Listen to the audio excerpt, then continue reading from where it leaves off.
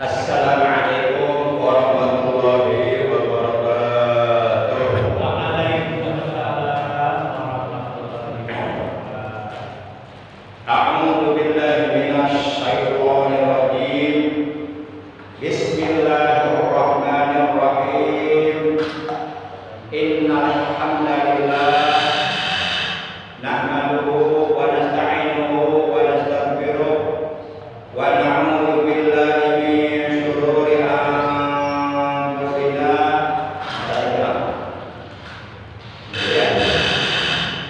wa min sayyiati a'malina may yahdihillahu fala mudilla lahu wa may yudlil fala hadiya lahu. Asyhadu an la ilaha illallah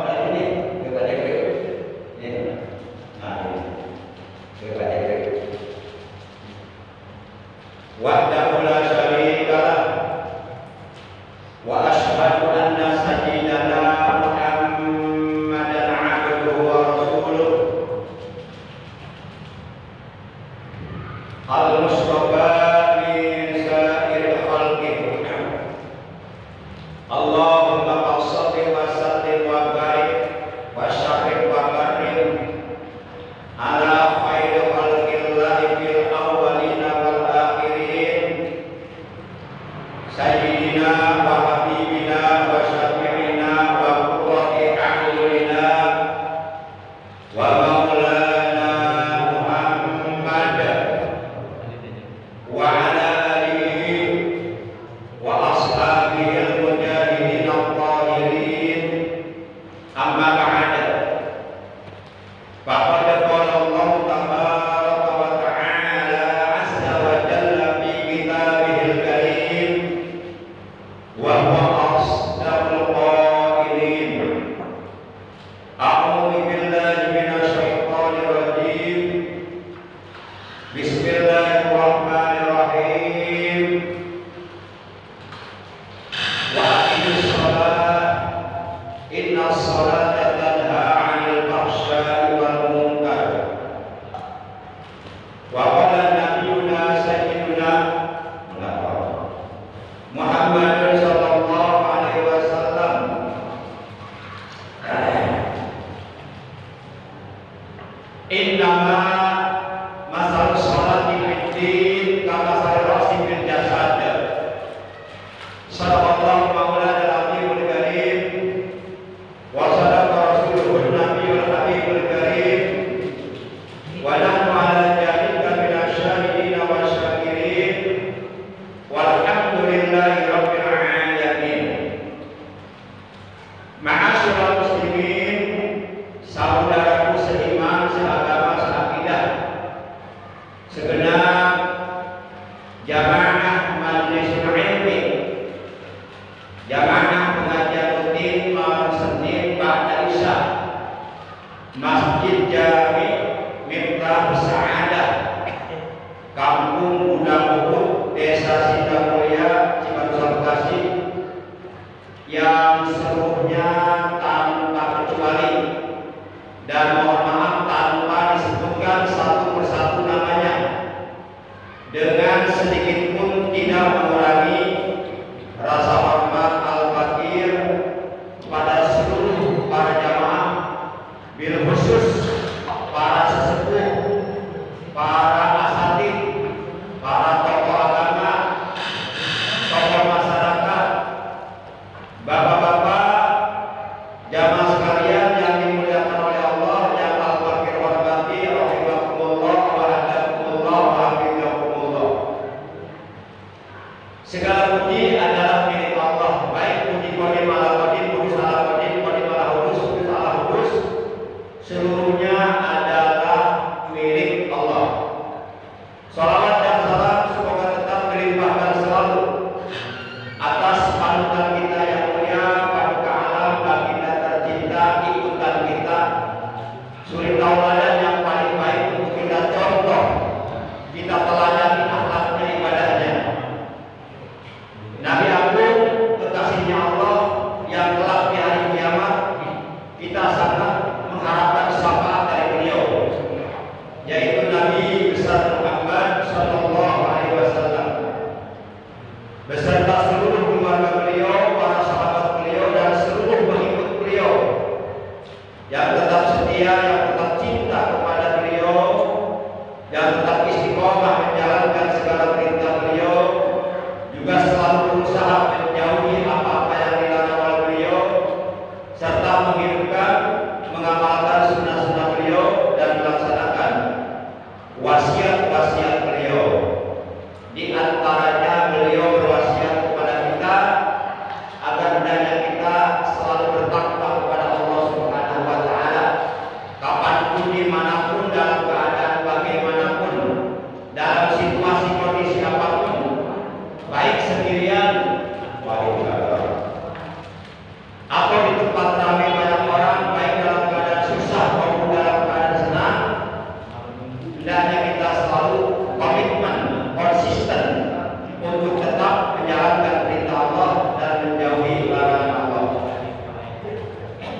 Mudah-mudahan dalam hari kiamat kita, keluarga kita, anak cucu kita, keturunan kita, saudara-saudara kita, guru-guru kita, murid-murid kita, semuanya, terutama kedua orang tua kita, semoga mendapatkan syafaat mukjizat dari beliau, mendapatkan air telaga beliau, dikumpulkan di bawah arasnya Allah bersama rombongan para nabi, para siddiqin, para syuhada, para sholihin. Amin ya Allah ya rabbal alamin.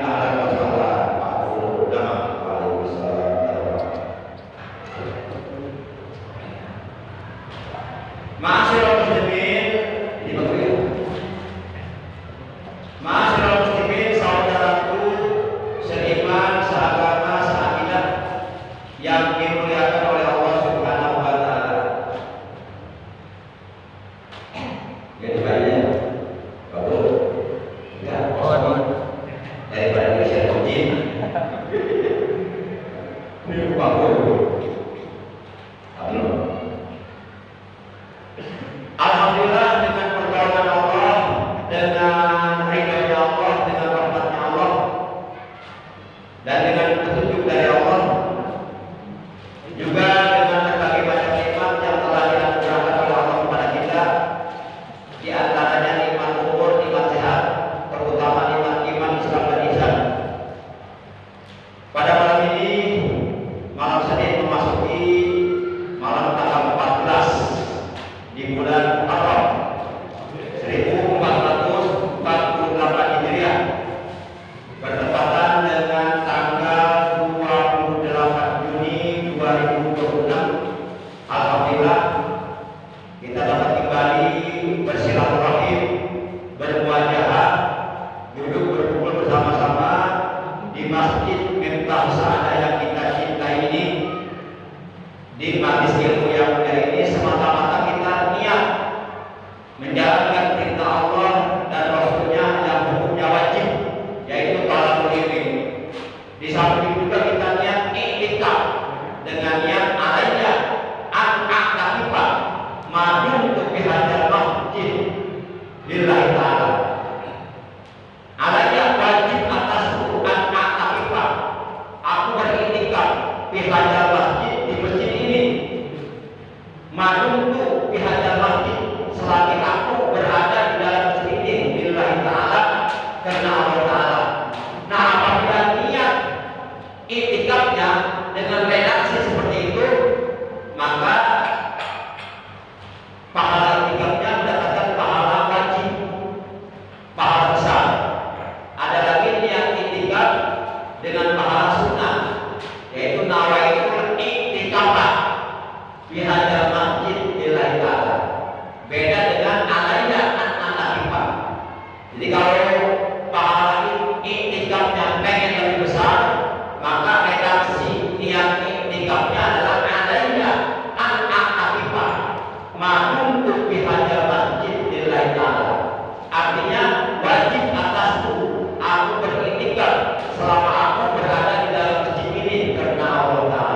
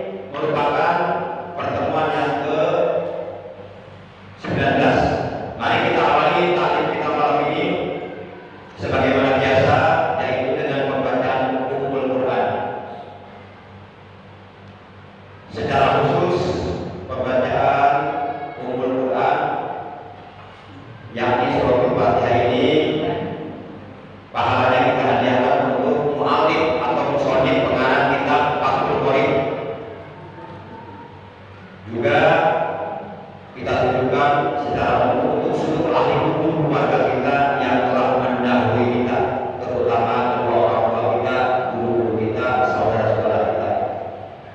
Dan semoga dengan barokah mujizat kemuliaan dan keagungan daripada surah Al-Fatihah sebagai Ummul Quran yang sedang sakit, khusus diri saya, semoga yang sedang sakit siapapun oleh Allah lekas disembuhkan dari sakitnya, disehatkan kembali seperti sedia kala, sehingga mereka dapat beraktivitas kembali, dapat beribadah kembali di dalam keseharian mereka.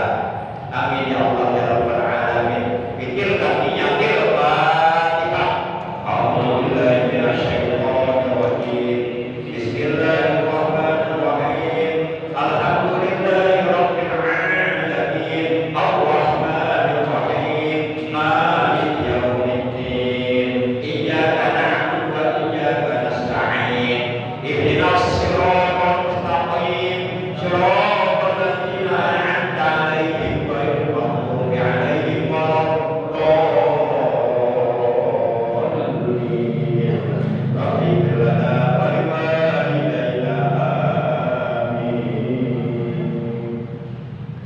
Ma'asyiral muslimin yang dimuliakan oleh Allah yang al-fakir hormati rahimahumullah wa hadakumullah. Insyaallah pada malam ini kita akan lanjutkan kajian ilmu fikih dengan referensi menggunakan kitab Fathul Qorib. Sebelum kita melanjutkan materi ilmu fikih pada malam ini, insyaallah akan membahas sunanul wudu, akan membahas biro-biro sunnah wudu yang jumlahnya ada 10 perkara menurut keterangan dalam kitab Fathul Qorib. Nah, sebelum kita membahas materi tersebut, sekedar mengingatkan khusus untuk diri pribadi al-fakir, umumnya untuk saudara sekalian, apabila kita ingin terhindar, ingin dijauhkan oleh Allah dari segala macam perbuatan keji dan dari segala macam perbuatan munkar,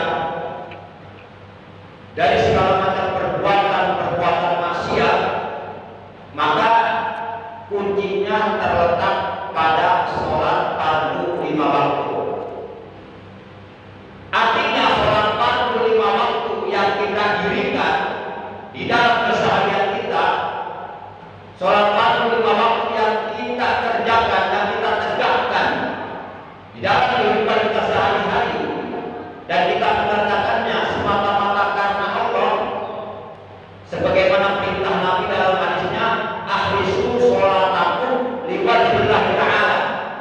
Ikhlaskan sholat yang kalian kerjakan liwajhillah ta'ala, semata-mata hanya karena mengharap ridho Allah Ta'ala. Titik. Tidak ada tujuan lain. Maka sholat tersebut apabila kita kerjakan dengan ikhlas, didasari dengan ilmunya, sehingga mengerjakan sholatnya dengan sempurna, kemudian dikerjakan dengan penuh kesabaran, kemudian dikerjakan dengan niat yang benar, yang lurus, semata-mata karena Allah, mengharapkan Allah, maka insya Allah sholat yang kita kerjakan tersebut secara otomatis akan membentengi diri kita dari segala macam perbuatan keji dan perbuatan munkar. Makanya kalau orang meninggalkan sholat itu sangat rawan untuk mudah melakukan perbuatan keji dan munkar. Kadang-kadang yang suka sholat saja, kalau sholatnya asal-asalan, yang suka sholat saja, kalau sholatnya enggak benar, kalau sholatnya enggak sempurna, kalau sholatnya enggak didasari ilmunya, kalau sholatnya dikerjakan bukan dengan niat yang lurus, kalau sholatnya tidak ikhlas karena dia mengharap pujian dari manusia dan mengerjakan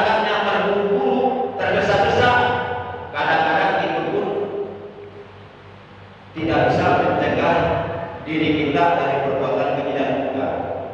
Apalagi yang sama sekali meninggalkan sholat, itu sangat rawan, sangat mudah untuk terjerumus ke dalam perbuatan keji dan perbuatan munkar. Sehingga dalam Al-Quran surah 29, yaitu surah Al-Ankabut juz 21 ayat 45, Allah Subhanahu wa taala menegaskan dalam firman-Nya, "Utlu ma uhiya ilaika minal kitab wa aqimis shalah inna sholata tanha 'anil fahsya'i wal munkar wa la dzikrullahi akbar wallahu ya'lamu ma tasna'un." Kata Allah dalam ayat ini, bacalah apa yang telah diwahyukan kepada engkau, yaitu kitab suci Al-Quran. Karena kitab suci Al-Quran ini sumber segala ilmu pengetahuan dunia dan akhirat. Bacalah apa yang telah diwahyukan kepadamu. Utlu ma uhiya ilaika minal kitab, daripada kitab Al-Quran. Kemudian aqimi shalah, dan dirikanlah salat. Jadi perintahnya dirikanlah salat. Allah gak pernah mengatakan kerjakanlah salat, gak pernah. Tapi yang Allah katakan dirikanlah salat, bukan kerjakanlah salat. Karena menurut agama, pengertian mendirikan salat dengan mengerjakan salat sangat jauh berbeda. Makanya kalau ada orang salat ya salat, tapi maksiat jalan terus, berarti itu menunjukkan bahwa orang tersebut selama ini belum mendirikan sholat, baru mengerjakan sholat. Beda pengertiannya. Tapi kalau orang tercegah dari perbuatan keji dan munkar dengan sebab sholatnya, berarti dia telah mendirikan sholat. Nah, yang Allah perintahkan dirikanlah sholat, bukan kerjakanlah sholat. Kalau kerjakan hanya sebatas, hanya sekedar mengerjakan, setelah itu dia berbuat sholat dulu, sehingga sholat terus masih ada jalan STMG. Nah, orang yang seperti ini sholat ya sholat, tapi masih ada jalan terus, ini menunjukkan bahwa sholatnya nanti di hari kiamat tidak akan diterima oleh Allah. 10 golongan, salah satu di antara 10 golongan yang sholatnya oleh Allah akan ditolak, tidak akan diterima, kata Nabi, adalah rajulun la tadhahu sholatuhu 'anil fahsya'i wal munkar.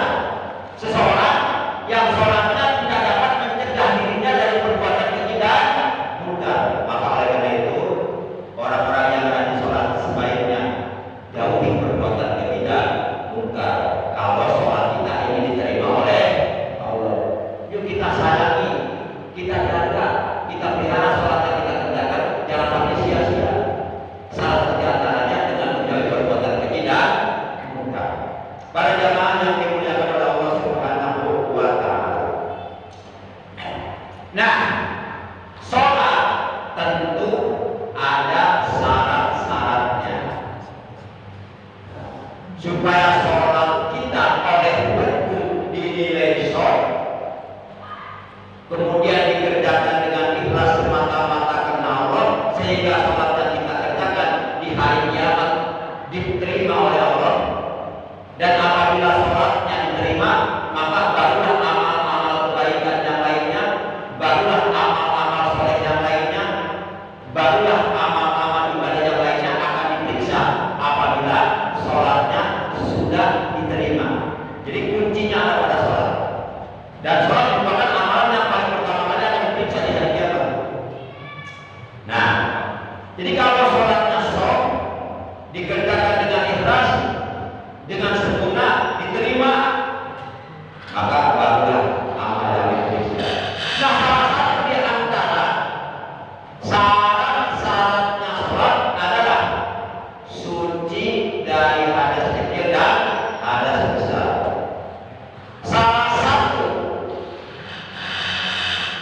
perbuatan yang dapat menghilangkan hadas kecil atau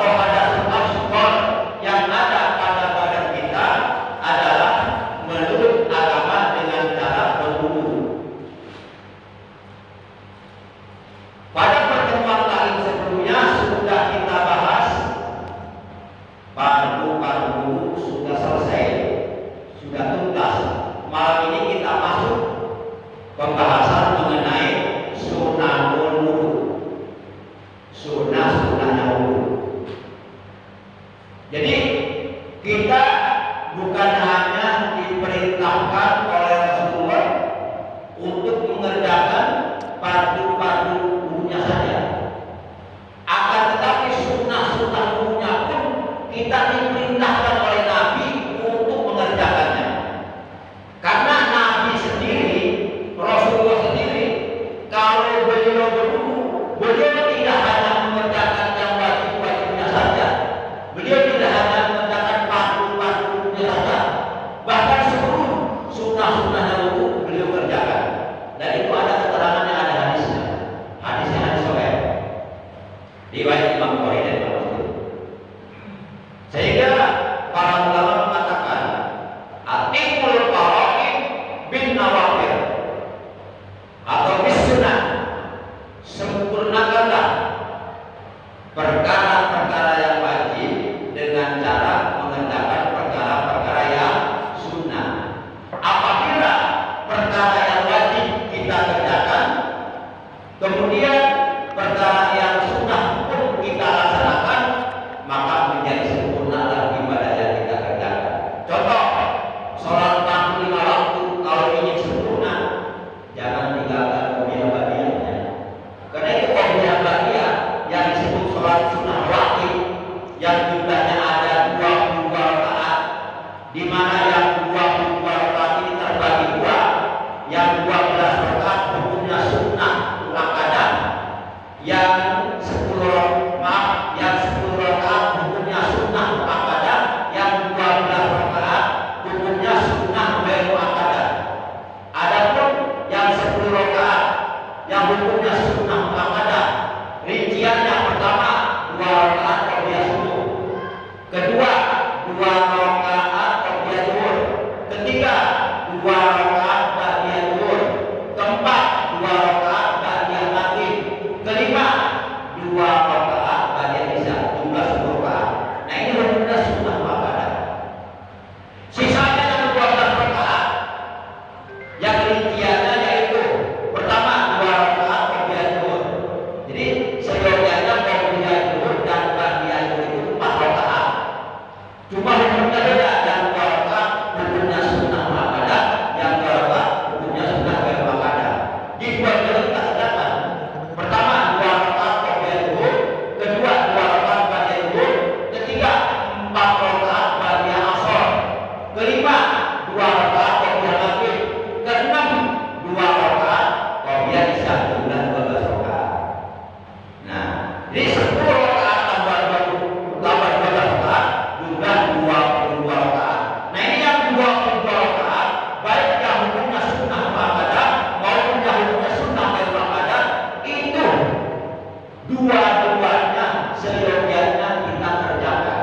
Karena itu faedahnya, manfaatnya, kegunaannya, fungsinya untuk menyempurnakan sholat fardu 5 waktu yang kita kerjakan supaya menjadi sempurna. Maka jangan tinggalkan sholat sunnah rawatibnya yang berjumlah 22 rakaat tadi. Nah, selama ini mungkin bapak-bapak sholat zuhur qobliyah itu 2 rakaat kan? Kita menambah 4 rakaat. Cara mengerjakannya boleh 4 rakaat sekaligus dengan 1 kali salam tanpa tahiyat awal. Tapi yang afdal cara mengerjakannya 2 rakaat salam, 2 rakaat salam, itu lebih afdal. Walaupun 4 rakaat sekaligus dengan 1 kali salam tanpa tahiyat awal dibolehkan oleh para ulama. Kecuali kalau sholat sunnah malam itu tidak boleh mengerjakan sholat sunnah maghrib 4 rakaat sekaligus dengan 1 kali salam, tidak boleh. Berdasarkan hadis sahih riwayat Imam Bukhari, sholatul lail masna masna. Sholat sunnah malam itu dikerjakannya 2 rakaat, 2 rakaat. Itu.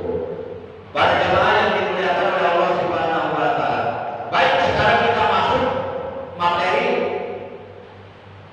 ilmu fikih yang ada dalam kitab Fathul Qorib. Wa sunnahul wudu'i asharatu asya. Wa sunnahul wudu'i ini diawali dengan waw.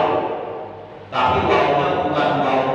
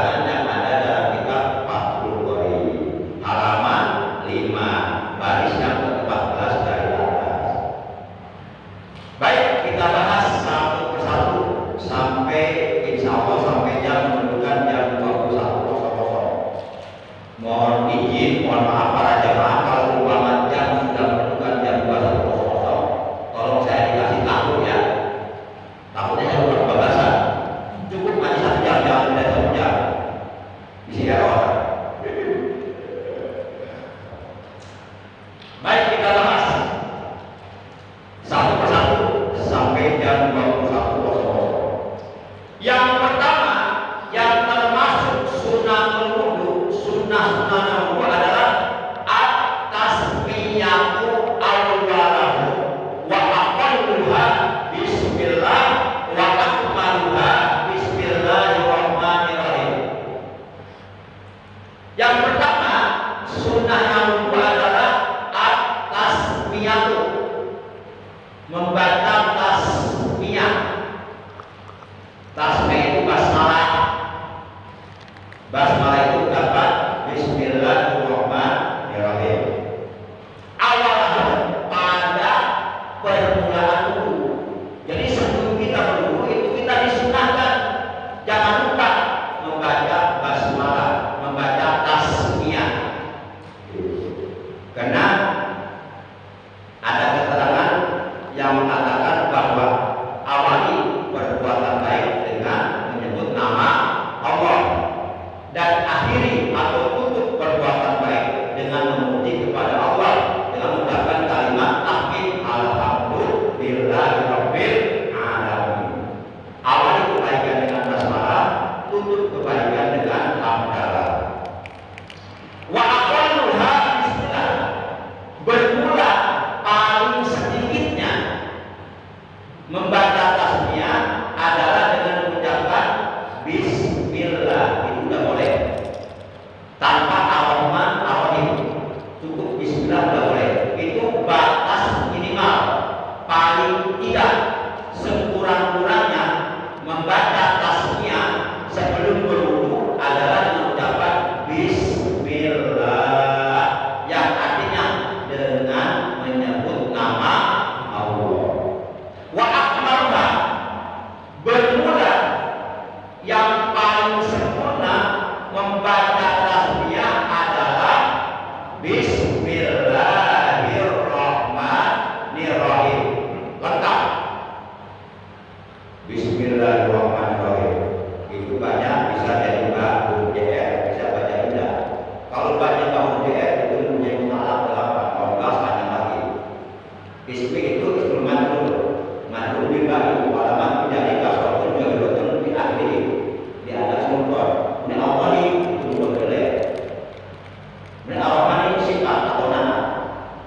Kalau ada sifat berarti ada yang sifati. Yang sifatnya apa? Allah bagi maksud alaih. Sifat bagaimana maksud alaihnya? Kalau maksud alaihnya JR, ya sifatnya harus JR. Itu sudah jelas. Itu pembahasan yang malah yang motornya. Baik para jamaah yang dimuliakan oleh Allah Subhanahu wa taala. Nah, selanjutnya, lalu bagaimana kalau umpama di awal berwudu kita lupa tidak membaca tasmiyah atau tidak membaca basmalah karena lupa? Ya, terlepas dari apakah karena lupa atau sengaja, tapi biasanya karena lupa pada umumnya. Maka jawabannya menurut keterangan dalam kitab Fathul Qorib, fa'in tarakat tasmiyata awwalahu ata biha fi asnaiha. Maka jika orang yang berwudu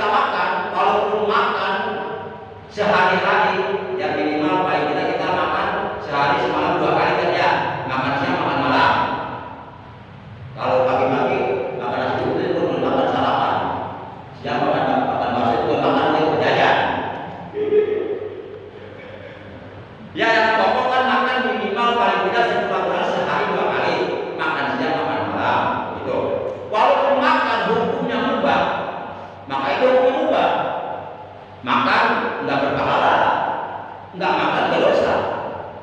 Tapi kalau makannya diniati, contoh nawaitul akla dikuat litakwa walikuat ibadah lillahi ta'ala.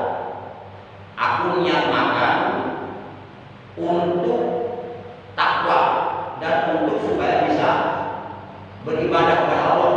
Itu kalau makannya, kalau makan hukumnya mubah, tidak ada hubungannya dengan pahala dan dosa. Tapi kalau didasari niat seperti itu, makanya jadi ibadah. Apalagi sebelum makan baca basmalah. Contohnya, ini tahajud minimal. Saya kalau mau makan, ini kalau lagi ini kalau dibawa enggak. Pertama saya baca Fatihah dulu satu kali. Saya hadiahkan kepada Nabi dan saya ambil jalani. Kemudian setelah itu saya niat nawaitul akhlak takwa walikuat ibadah lillahi ta'ala. Kemudian saya angkat tangan, doa Allahumma barik lana bima razaqtana wa qina adzabannar. Kemudian saya baca 4 asma Allah, ya Habib, ya Hakim, ya Wakil, ya Allah. Kemudian saya tutup dengan la ilaha illallah Muhammad Rasulullah. Kemudian saya tiupkan ke nasi yang akan saya makan, ke sayur yang akan saya makan. Kemudian saya mengucapkan Allahumma inna hadza rizqi halalan barik lana wa inna haram lana. Ya Allah, jika ternyata rezeki ini halal menurut pengetahuanmu, berkahkanlah untuk kami.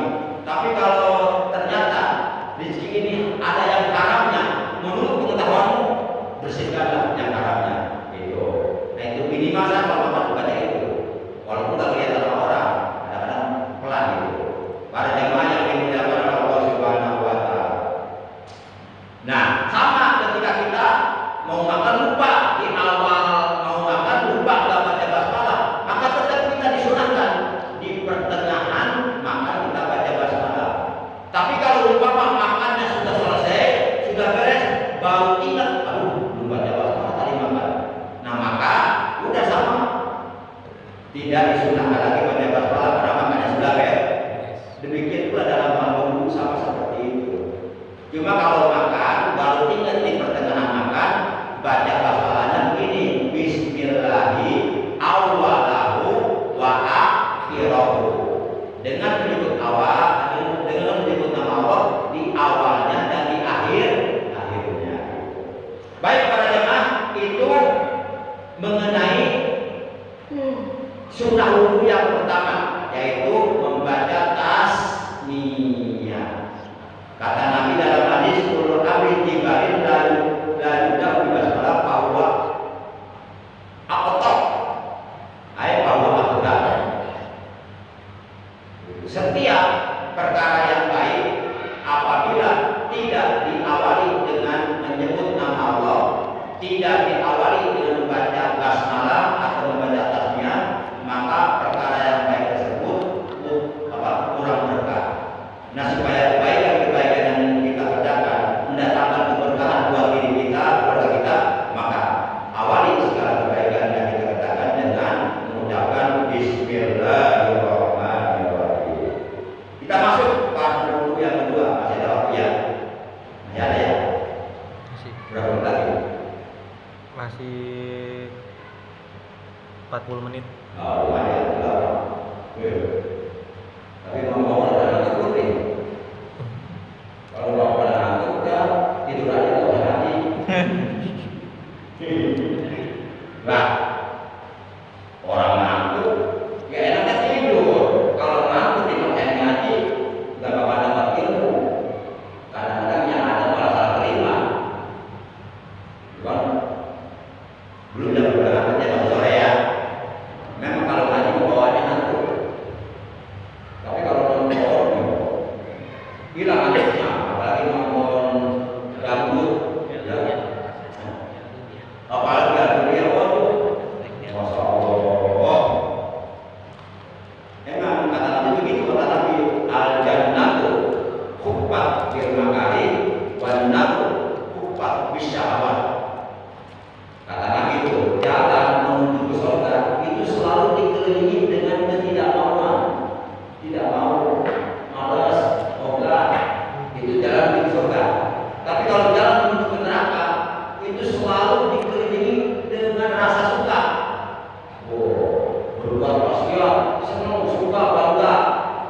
dalam penduduk neraka.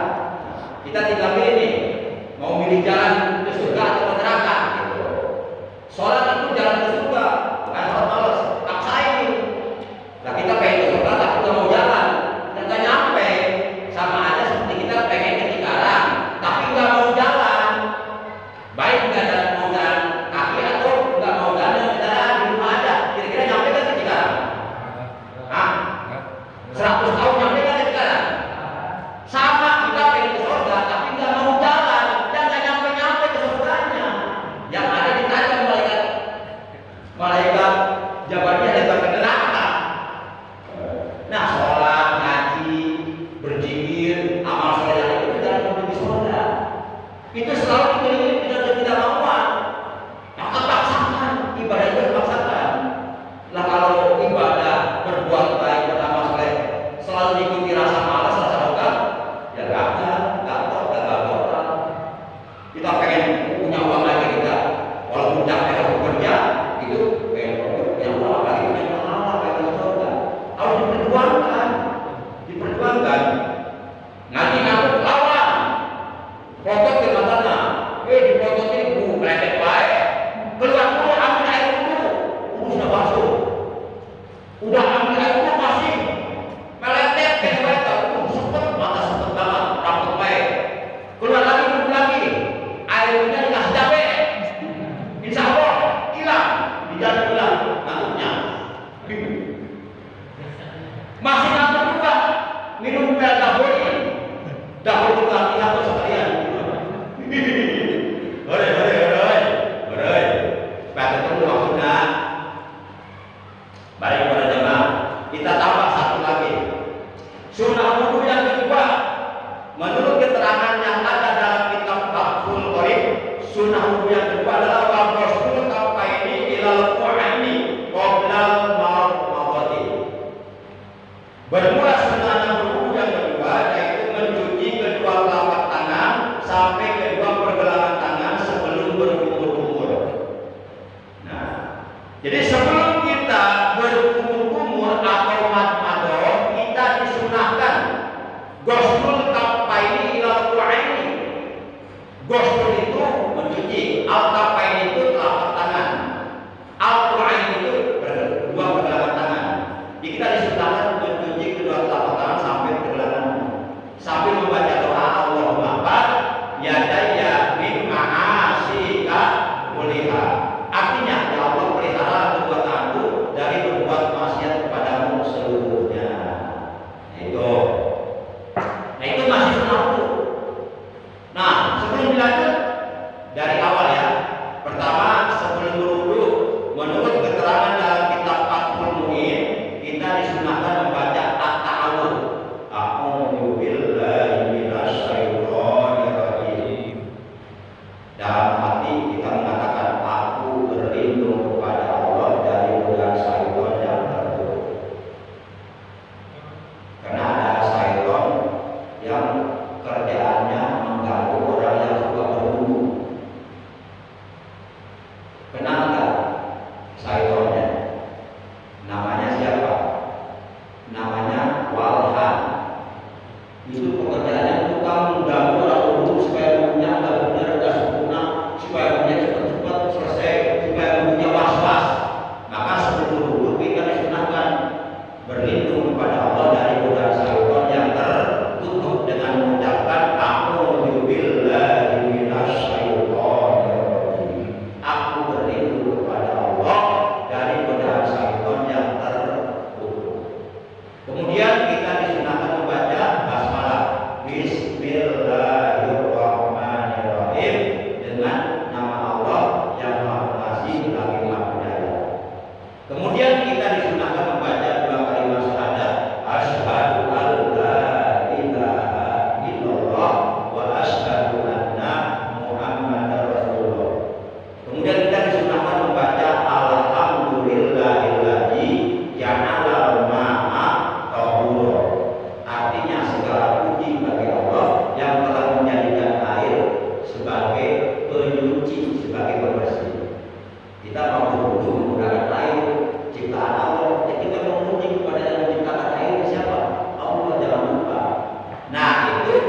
sunnah-sunnah wudu yang dikerjakan sebelum kita berwudu. Nah, kemudian baru kita disunahkan ghuslul kaffaini ilal ku'aini, mencuci kedua telapak tangan dan kedua pergelangannya. Para jamaah yang dimuliakan oleh Allah Subhanahu wa taala itu. Selanjutnya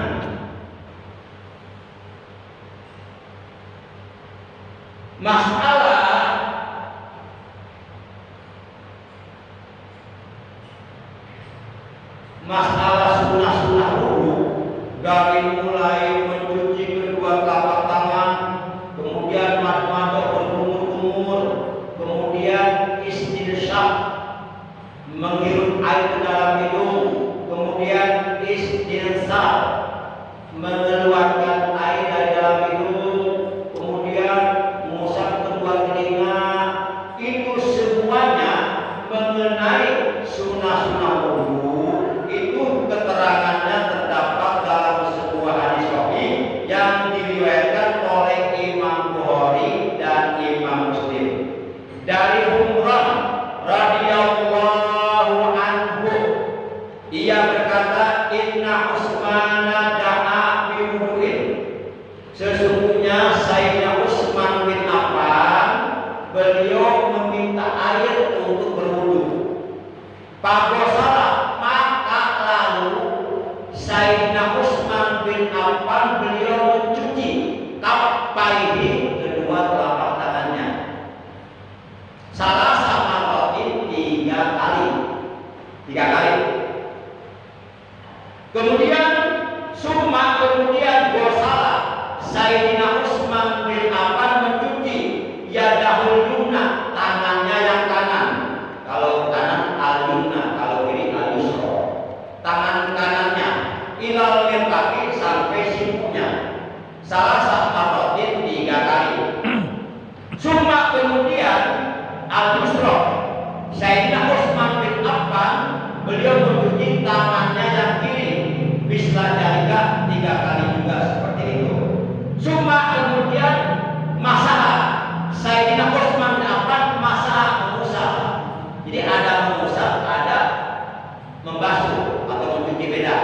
Kalau mengusap bahasa Arabnya masalah yang satu, itu fikir sulasi mujarrad bab yang ketiga yang mengikuti wajah pahala yang malu, patah yang tahu, masalah yang satu. Nah, itu binanya bina sore, karena 3 hurufnya huruf sore semuanya nggak ada kelar. Nah, masalah summa masalah, kemudian Sayyidina Utsman masalah mengusap. Kalau mencuci gosala birosi dengan mengusap kepalanya. Kemudian gosala rijlahul yumna, Sayyidina Utsman mencuci kaki kanannya ilal ka'baini, sampai kedua mata kakinya, salah sama 3 kali. Summa yusra misla dalika, kemudian Sayyidina Utsman bin Affan mencuci kaki kirinya seperti itu pula, yakni 3 kali. Summa kemudian qala Sayyidina Utsman bin Affan mengatakan, ra'aitu Rasulullah sallallahu alaihi wasallam tawaddu'a nahwa wudu'i hadza. Kata Sayyidina Utsman bin Affan, aku pernah melihat Rasulullah berwudu. Nah, seperti wudu ini. Jadi wudu yang aku kerjakan sekarang yang kalian lihat itu adalah wudunya Rasulullah. Karena aku pernah melihat langsung Rasulullah wudunya seperti apa. Nah, seperti yang diceritakan dalam hadis. Nah, kalau para jamaah perhatikan tadi ketika saya melonggar mengartikan perkalimat tersebut, ada yang lewat nggak? Ada yang nggak disebut nggak? Ada nggak? Ada nggak? Nah, ada nggak? Wah, kayaknya nggak konek nih. Kayak mereka anggap nih. Ada yang lewat nggak? Kalau Bapak perhatikan, ini terlihat nggak ada dalam hadis ini. Nggak ada. Tadi setelah kepala otak, kaki. Nah, ini yang ada dalam hadis Sahih Bukhari Muslim. Mengusap telinga nggak disebut. Lalu kemudian mengusap telinga dasarnya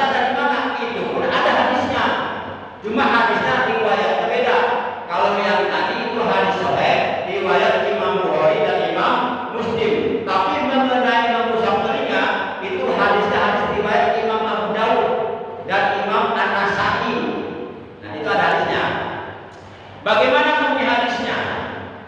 Kita persingkat. Bunyi hadisnya, cuma masalah kemudian Rasulullah mengusap birosi kepalanya. Fa'adkhala isba'ahu as-sababa. Lalu Rasulullah memasukkan jari telunjuknya fi udunaihi pada dua telinganya.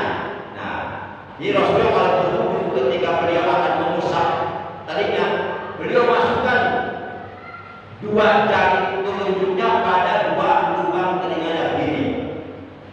Wa masaha, dan beliau mengusap biibhamaihi dengan kedua ibu jarinya atau dengan kedua jempolnya, jahirul udunaihi, telinga bagian luar.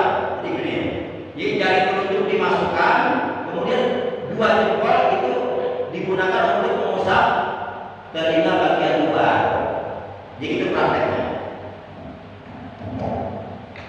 Nah, jadi ini kan telinga ini kan ada letak titiknya. Nah, letak titiknya itu usap dulu, baru jempol kita mengusap telinga bagian luar ke depan. Nah, seperti itu. Rasulullah kalau berwudu seperti itu berdasarkan hadis yang diriwayatkan oleh Imam Abu Daud dan Imam An-Nasa'i. Wa masaha batinuha bisababa wa jahiruha bil ibham.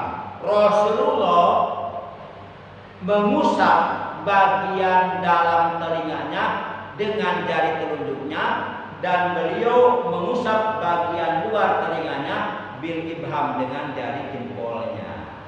Nah, itu hadisnya. Para jamaah, kemudian wayusanu, dan disunahkan opo jamuhuma, menggabungkan keduanya, bisalah sigurofin dengan 3 cedukan air. Opo yatamat madu summa yastansiku, berkumur-kumur dan menghirup air ke dalam hidung. Itu boleh, bahkan disunahkan mengerjakannya digabung. Jadi berkumur-kumur sekaligus menghirup air ke dalam hidung boleh. Boleh itu digabung, 2 pekerjaan 1 kali melakukan. Jadi sekali mendayung 20 terlampaui. Itu boleh, ada keterangannya. Saya mah mau dipisah masing-masing juga boleh. Cuma kalau umpama ada pertanyaan, boleh enggak digabung? Itu berkumur-kumur sekaligus menghirup air ke dalam hidung, maka jawabannya boleh. Ya, habis ya. Halo.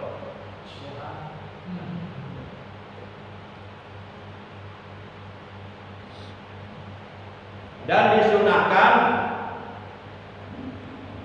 itu dilakukannya 3 kali, berkumur-kumur 3 kali, juga menghirup air dalam hidung juga 3 kali. Wa in taradada, jikalau seseorang, ini sekedar aja ya, sekedar untuk menambah wawasan. In taradada, jikalau seseorang ragu-ragu fi tohrihima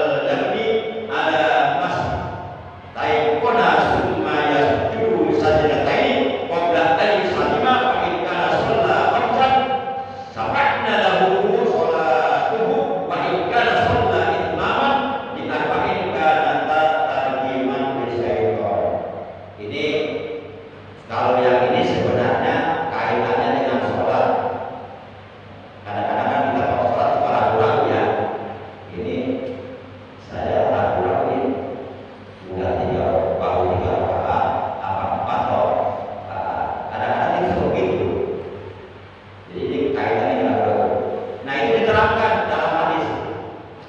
Apabila salah seorang dari kalian ragu-ragu dalam sholatnya, sehingga dia tidak tahu sudah berapa rakaat dia sholat, bukan apa baru 3 rakaat atau sudah 4 rakaat. Mungkin di antara kita pernah ya mengalami seperti dia pernah ya.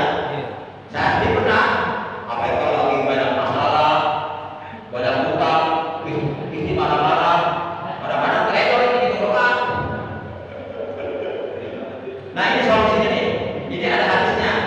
Hadis riwayat Imam Muslim. Hadis nomor urut 571. Jadi apabila salah seorang dari kalian ragu-ragu dalam sholatnya, sehingga dia tidak mengetahui sudah berapa rakaat dia melakukan sholat, maka hendaklah dia mengabaikan keraguan-raguannya, diabaikan saja, jangan diikuti.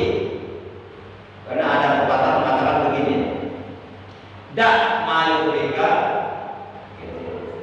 dak mayurika, tinggalkan perkara yang meragukanmu dan kerjakan perkara yang tidak meragukanmu. Nah kalau kita ragu-ragu nih, ini saya sholat berapa rakaat ya? 3 atau 4. Nah maka menurut hadis kata Nabi, abaikan keraguan itu, hilangkan dan melakukan yang dia yakini. Nah kita yakinkan sholat baru 3 rakaat atau sudah 4. Nah maka itu kita ikuti kecenderungan keyakinan hati kita mana. Itu perintah Nabi. Lakukan yang diyakini. Kemudian hendaklah dia sujud 2 kali. Berarti sujud apa tuh? Sujud sahwi. Sujud 2 kali sebelum salam, tidak salam. Berarti itu namanya sujud sahwi.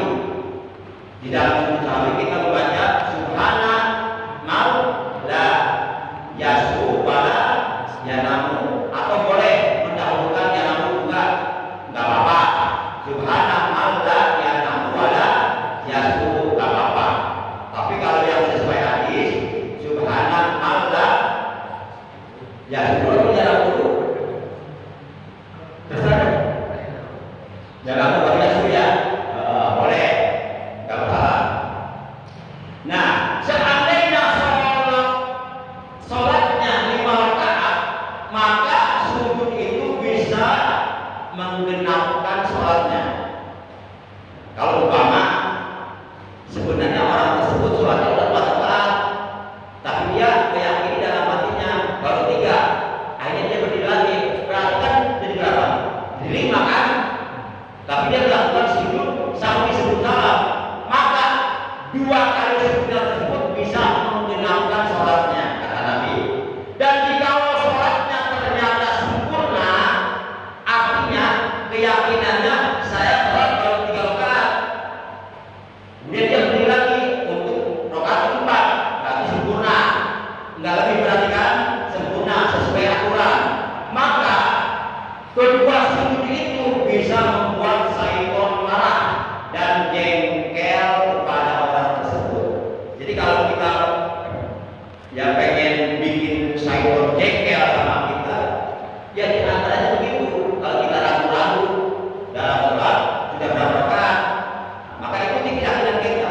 Kemudian ada para ulama berpendapat, kalau ragu-ragu sudah berapa rakaat saya sholat, apa 3 apa 4, para ulama ahli fikih mengatakan maka ambil yang terkecil 3. Ambil yang terkecil 3. Jadi kalau umpama ternyata udah 4, berarti lebih kan?